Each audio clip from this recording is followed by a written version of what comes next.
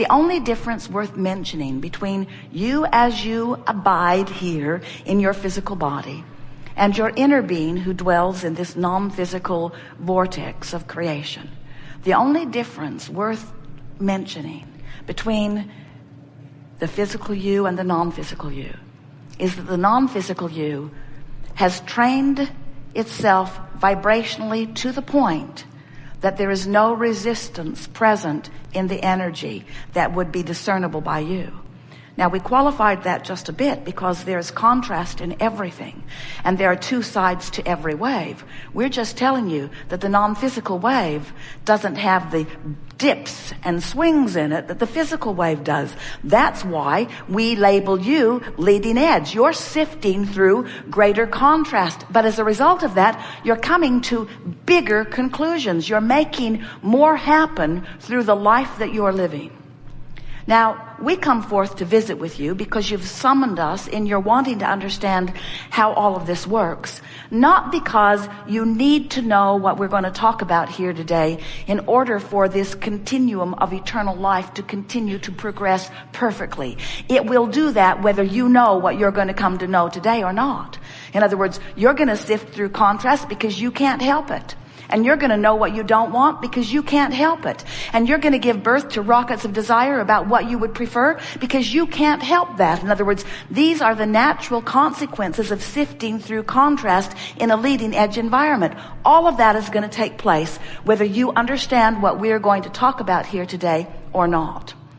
But the difference that this conversation can make for you is that if you can get a handle on your understanding of how this creation works, and more important, of what your job of creation really is, if we can help you to understand, to know that you are sifting through contrast and causing an expanded version of you, and that expanded version of you stands in a vibrational frequency in this vortex of creation, if you can hear that, if you can know that, then for the first time in your life, you're going to know why you have emotions.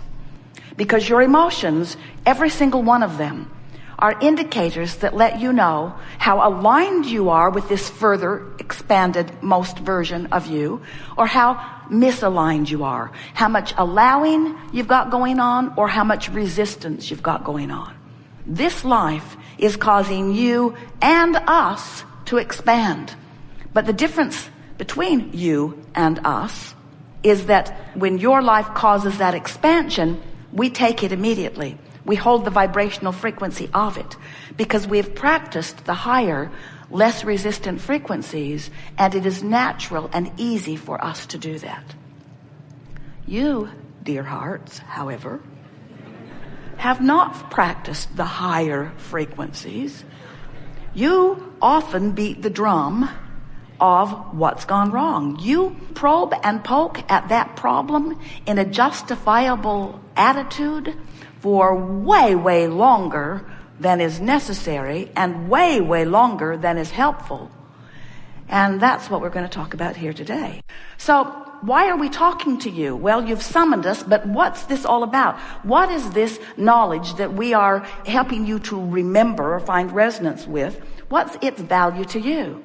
Why is it of advantage for you to understand that you are the creator of your own reality? Why is it of advantage for you to recognize that there are two vibrational aspects of you going on in every moment that you are focused in this physical body? Why is it important for you to know that these two aspects exist and that there is an emotional bond between them that lets you know how aligned you are with what you have created and its furthest extension, or how resistant you are to it? Well, it's not important in the sense that the longevity of your planet is at stake, because it isn't. Well-being is assured. It's not important if you are thinking in terms of even your reemerging in the non-physical and you're understanding who you are and fulfilling your reason for being, because as you bang around in this physical life experience, you are becoming, and in what you call your death experience, we call it your croaking experience. We try to be disrespectful since there is no death. When you reemerge back into non-physical, you catch up with all that this life has added to who you are. In other words, you catch up with all that you are. So there's no big thing that is at risk if you, as this small cluster of people or even mass consciousness, doesn't hear this, because the whole thing is so well established. You are source energy, and you are coming forward, and you are adding to the expansion of the universe because of being here in this physical body.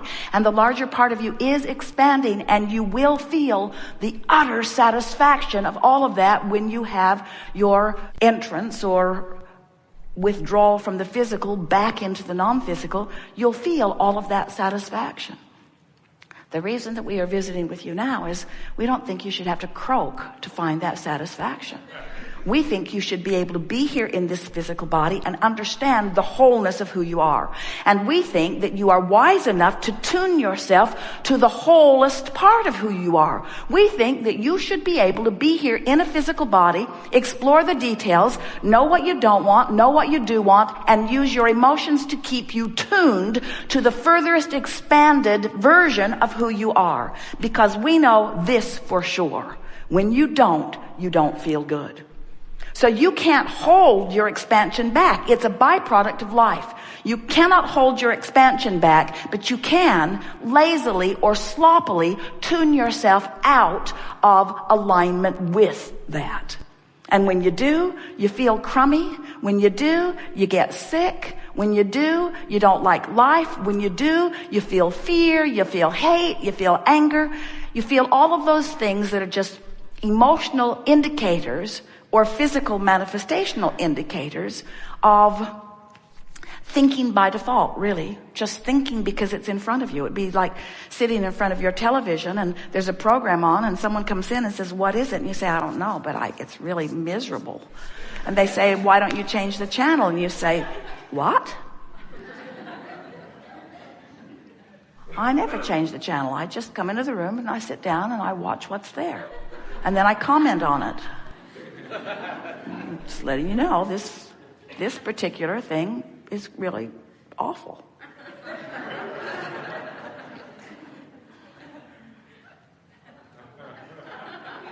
We're not kidding. That's mostly what you do.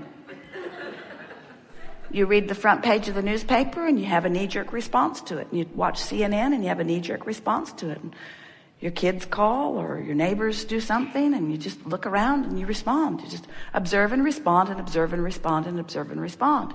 The good news is every time you observe and respond, you launch a rocket of improvement. But if you don't do something about then tuning yourself to the improvement, then what happens is your life gets away from you.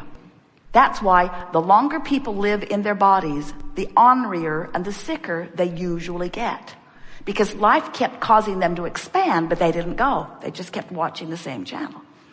They just kept observing and commenting on what they were observing. So this Art of Allowing workshop, this is about the art of allowing what? The art of allowing me in my physical human body, with my physical mind, with my physical ability to focus, is about me using my ability to focus myself into alignment with the furthest that I've become. And that is where true satisfaction comes from. Moment to moment to moment satisfaction. Nothing is more delicious than to explore life and know what you don't want and know what you do want, and then recognize that you've expanded. You can tell because you feel uneasy. You've expanded to a new place, but you've got chronic habits of thought that aren't letting you go there. What we want to introduce to you in a way that you can really feel it, and in a way that we would like very much if it evokes a new decision within you, we want you to be on the quest for the path of least resistance.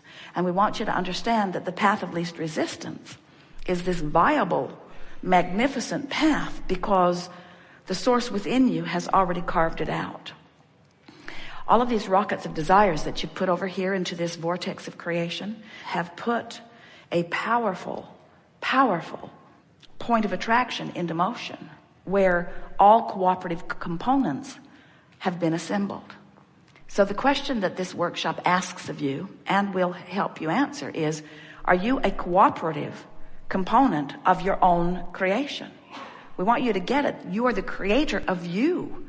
You have created a prosperous, healthy, vital, alive, good feeling, good timing, very exhilarated version of you into your vortex of creation. And you've got to find ways of focusing yourself into alignment with that before you can, in this moment, in real time, experience the true version of who you are. You are not meant to be fragmented beings. You are meant to see your life through the eyes of Source. You're meant to understand your world from the viewpoint of Source. We've enjoyed this interaction immensely. It is always good to come together with those like you who are coming to know who you are. Jerry and Esther ordered a beautiful piece of furniture in California to be delivered to their new house in Texas. And they waited a long time for it. And when it came, it was all wrapped up. It was a console table, and it was wrapped up, really well wrapped up. And Esther was so happy that it was so well wrapped up because she knew that it would be in very good condition, so well wrapped up. And the nice men who brought it, the white glove service who brought it, that were going to unwrap it and place it where they wanted it to be, as they unwrapped it and Esther looked at it, she was so thrilled with the beauty of this magnificent table, but it was upside down on the dolly. And when they picked it up to turn it over, the top fell off the bottom, and the bottom went crashing to the floor and broke its leg and made a hole in the floor and caused Esther to utter something we can't repeat, or it would have to be edited, and caused Jerry to utter something even worse. And well, it always sounds worse coming from him because it's so out of character. And so the men stood there with no blood in their faces at all. They were completely good children. No color at all in their face. And Esther said to them, because she had witnessed it happening, she saw the top was just inadequately attached to this very heavy base. There was no way they could have turned it over, given the circumstances that they were dealing with, without what happened happening. And Esther immediately said to them, this was not your fault, this was not your fault, this was not your fault. The top was attached with very small screws. So then Esther and the lovely woman who ordered it began calling the company to find out what could be done. First, can we get a new base? Second, will you pay for it, since we were sort of booby-trapped here? And over a sequence of many, many emails, it was concluded by the people who sold the piece that it was not their responsibility. And Esther doesn't really disagree with that because they weren't there. They didn't have their hands on it. They didn't drop it. They probably weren't there when it was wrapped up either. In other words, trying to point culpability is really a sort of ridiculous thing to try to do. And Jerry and Esther are very much believers in taking responsibility for their own experience. And so after much conversation, Esther's email was, we will find a way of repairing it, or we will find a way of replacing it. Let's just leave this where it is. And right before she came to that very powerful conclusion, some bedroom furniture was delivered. Now, Jerry and Esther aren't there. They're only getting reports through the telephone. And a big console was cracked. Right down the front, cracked. The picture shows the crack. Now, since Esther wasn't there, she didn't hurt anyone. In fact, her response was to laugh about it, because it's really getting to be funny how much evidence she is receiving as to the vibrational frequency she's got going on about furniture delivery, or about people doing what they're supposed to do, or about people paying attention to what they're doing, or about people thinking about what they're doing. And there are many tentacles to this. But Esther's email to her friend and decorator was, let's just not talk about any of this